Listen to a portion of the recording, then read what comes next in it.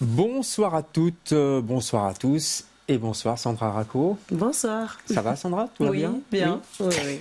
Allez, on va commencer par 3 petites questions Sandra. Si vous étiez un sentiment, vous seriez lequel? Un sentiment. Ouais. Oh là là. L'excitation. D'accord. À 2 jours de la première Oui, peut-être. ça. Oui. Exactement. Ça tombe bien. Si vous étiez un pays? Ah, l'Italie. Ah oui, j'en étais sûr. Ah oui. Vous êtes italienne vous-même Oui, oui. d'origine. C'est Et ça. si vous étiez un livre? Mon Dieu. Un livre. Oh, c'est trop dur de choisir. N'importe quel, c'est celui qui vous vient à l'idée comme ça. Triste Tigre. Triste Tigre. Oui. Ouais. Que j'ai lu dernièrement. C'était qui très est fort, effectivement. Fabuleux. C'est vraiment fabuleux. Et vous êtes ici pour parler de La Nuit du Fils. Ça, c'était un livre, en tout cas un texte de Giuseppe Santoliquido que vous mettez en scène à partir de cette semaine au Théâtre des Galeries. Vous êtes l'invitée, Sandra, de LCR ce soir.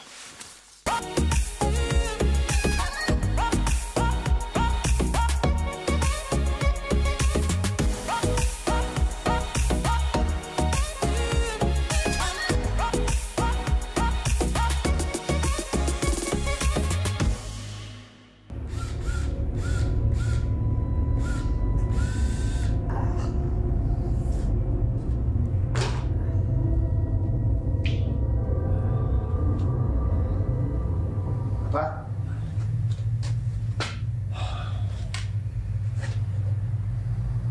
Allez, vas-y, souris, c'est pour la postérité. Paul, range-moi ça, s'il te plaît, on reprend le travail. Les clients vont commencer à arriver.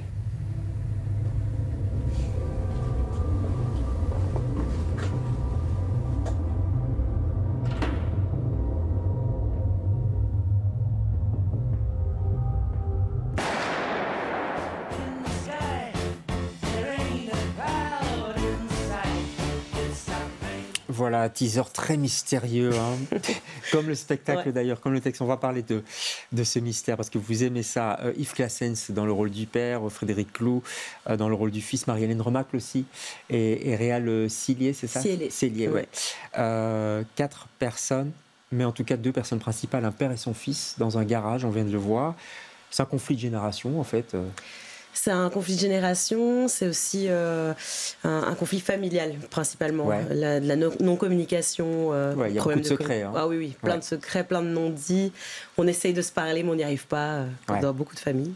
Voilà. Mais c'est aussi 2 regards sur le monde du travail. On est plein dans l'actu d'ailleurs, parce que dans quelques jours, il y a une manif qui aura lieu autour de la question du travail. Ce sera le 13.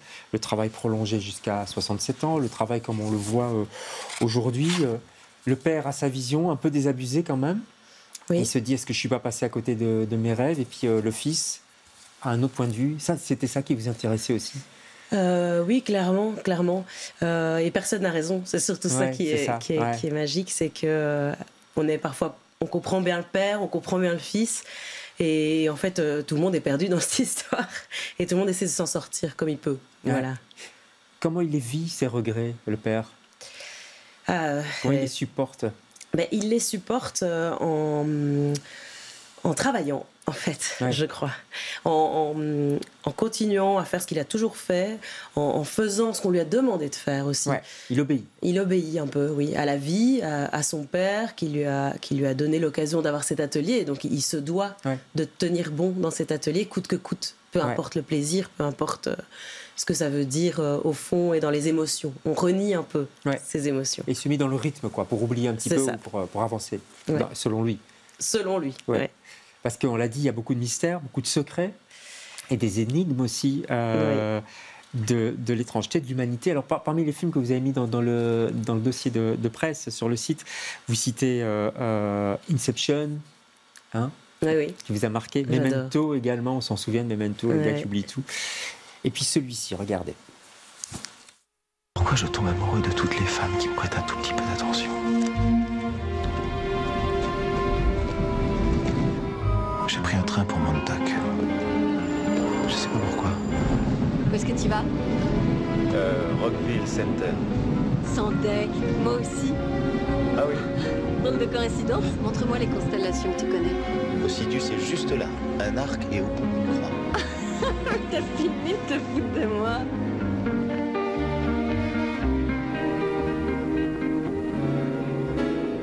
Je peux vous aider, monsieur? Clémentine Krouchinski a fait effacer Joël Barrich de sa mémoire. Merci de ne plus lui parler de leur relation.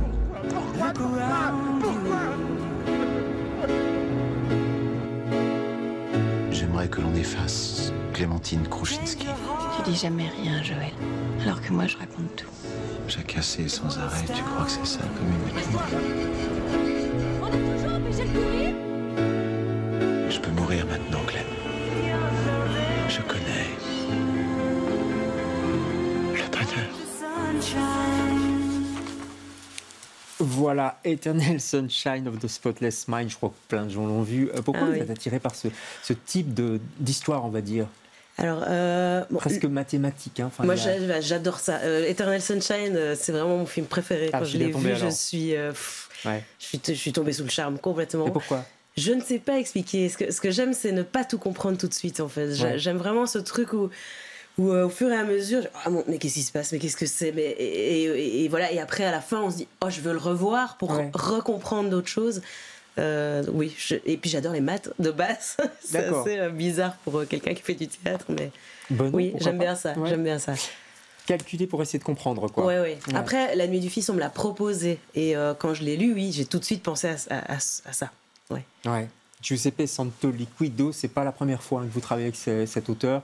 C'est un auteur belge qui écrit beaucoup. Moi, je l'ai rencontré plusieurs fois. Il est passionnant. En plus, on voit là pour l'instant la couverture de ce livre, La Nuit du Fils, suivi de Porca Strada. Et Porca Strada, une histoire italienne. On va voir une photo peut-être de Fabrizio Rongione, qui a coécrit d'ailleurs le texte. Vous étiez assistante à la mise en scène, c'est ça? Oui. Oui, je suis assistante à la mise en scène et Fabrizio est mon frère, en fait. D'accord, voilà, ok. comme ça, donc c'est votre univers. Je ne savais pas du tout. Voilà. Bon, vous le saluerez pour moi, oui. Fabrizio. J'étais assistante à la mise en scène, oui, donc j'ai découvert cet univers-là. C'est à ce moment-là que vous avez découvert j'avais vu aussi Gaspari, qui avait été aussi joué au public. C'est vrai. Donc voilà, donc je connaissais... Qu'est-ce qui vous plaît tant dans cet auteur, dans cette écriture qui est parfois poétique aussi, en fait, hein? Alors, oui, c'est poétique. Ouais. Et d'ailleurs, les comédiens se heurtent parfois à son texte, à se le mettre en bouche. J'ai l'impression que sur Gaspari, j'ai entendu dire par mon frère que c'était parfois compliqué. Puis sur Porca Strada, on l'a ressenti encore une fois. On a envie d'être très concret, parce que les histoires sont très concrètes, mais il y a une poésie qui fait que ça heurte, et donc il faut vraiment le travailler d'une certaine manière. Ça demande beaucoup de travail, mais c'est très très agréable. Ouais. C'est un monde d'hommes aussi. En tout cas, la pièce là, que vous mettez en scène, on est quand même dans un univers d'hommes. Bon, vous êtes à la mise en scène, il y a quand même des comédiennes. Mais ça vous intéresse aussi, ça? De travailler là-dessus? En tout cas, oui, c'est un monde d'hommes, mais moi j'aime bien parce qu'ils se comprennent absolument pas. Donc, il y a une femme là-dedans quand même qui essaye quand même de les raisonner. C'est la maman, Marie-Hélène Remacle, qui essaie de les raisonner, qui a en fait une voix qui pourrait les sauver. Donc la femme est quand même importante, mais ces hommes-là décident de ne pas l'écouter. Ça raconte beaucoup de choses, je trouve, dans la société actuelle. Après, je me suis entourée de beaucoup de femmes. Donc, la scénographe, c'est Sofia Di Lino, c'est une femme. C'est Sophie qui fait les costumes. J'ai beaucoup de femmes autour de moi. Donc, voilà, on a rehaussé le truc. J'aimerais qu'on regarde une photo ensemble. C'est celle de Fran Kourouma. Je vois tout de suite votre sourire. Un réfugié guinéen. Vous avez fait une lecture spectacle à partir de son texte. Lui, c'était Notre Soleil par les côtes du Maghreb. Vous, c'est devenu Notre Soleil. Qu'est-ce qui vous a tant attaché à cette personne? C'est une très très belle histoire. Fran et moi, on n'a pas seulement fait une lecture spectacle, on a coécrit le livre ensemble. Ça fait maintenant 7 ans qu'on se connaît. Je suis la marraine de son fils. Oui, on est super amis. Enfin voilà, on est très très très proches. Je crois que c'est ma plus belle histoire de théâtre. Voilà. Ça donne du sens à notre métier. Il voulait raconter son histoire. Il a vécu les pires choses, toutes celles qu'on entend de loin à la télé. Et là, il a eu la force de... Ensemble, il m'a fait confiance, parce qu'il ne s'attendait pas du tout à monter sur une scène pour faire ça. Et puis je lui ai proposé, il m'a fait confiance, et ensemble, on a vraiment construit ça ensemble, en s'écoutant beaucoup, en partageant. Et aujourd'hui, ça fait 4 ans que le spectacle tourne.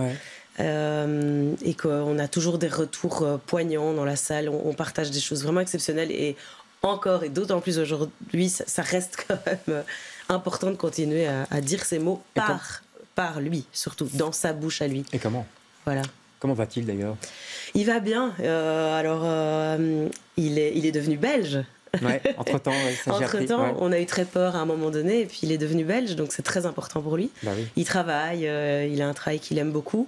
Il a une famille, bon, il fait beaucoup. Il fait beaucoup. Il a un travail, il continue à jouer. Ouais. C'est important pour vous de donner du sens au théâtre à votre travail, ouais. Ah oui, c'est primordial. C'est primordial. Parce qu'on pourrait croire, vous voyez, vous jouiez dans Lady Agatha dernièrement, on pourrait croire que le théâtre c'est finalement que du divertissement, mais c'est pas que ça non plus pour vous? C'est pas que ça. Après, on pourrait croire, il y a clairement plus de sens social à faire une pièce comme Notre Soleil, mais Lady Agatha, il y a plein de gens qui connaissaient pas la vie de Agatha Christie, qui l'ont découverte, qui ont appris plein de choses en sortant. Donc oui, c'était du divertissement, mais ils en sont sortis quand même changés. Donc est-ce que ça n'a pas du sens? Oui, le divertissement a du sens aussi. Après, c'est clair que le théâtre social me plaît beaucoup. Ah ben on va aller voir votre pièce, enfin la pièce que vous mettez en scène. Je rappelle que c'est signé Giuseppe Santoliquido à l'écriture. La Nuit du Fils, un beau titre d'ailleurs. On reste dans le mystère. Oui, c'est complètement mystérieux. C'est le fils qui est plongé dans la nuit, mais peut-être le père aussi, et finalement toute la famille. Allez, donc c'est à partir de mercredi, si je ne m'abuse, la première. La première, c'est le 12 février, et voilà, c'est jusqu'au 9 mars. Jusqu'au 9 mars, au Théâtre Royal des Galeries. Et il y a une rencontre prévue avec Giuseppe Santoliquido qui sera là. Ce sera le 22 février. Est-ce que je peux dire une dernière petite chose? Allez-y. Je veux vraiment remercier toute l'équipe technique en fait du Théâtre des Galeries, qui est une équipe fantastique, qui a construit un décor fabuleux et qui est une équipe qui est très soudée, qui sans eux ce serait pas possible. Je crois qu'aujourd'hui c'est encore plus important de le dire. Ouais. Et c'est important de parler des techniciens, des techniciennes. Oui. Félicien Van Krink, qui est le directeur technique, qui dirige tout ça de main de maître. Et merci aussi à David Michel et à Fabrice Gardin de me faire confiance. Tout le monde est remercié, mais c'est vrai que les techniciens, on n'en parle pas souvent, et ces derniers temps, on a appris que c'était important de le souligner. Merci beaucoup de passer chez nous, Sandra. On se retrouve demain avec d'autres invités. Bonsoir.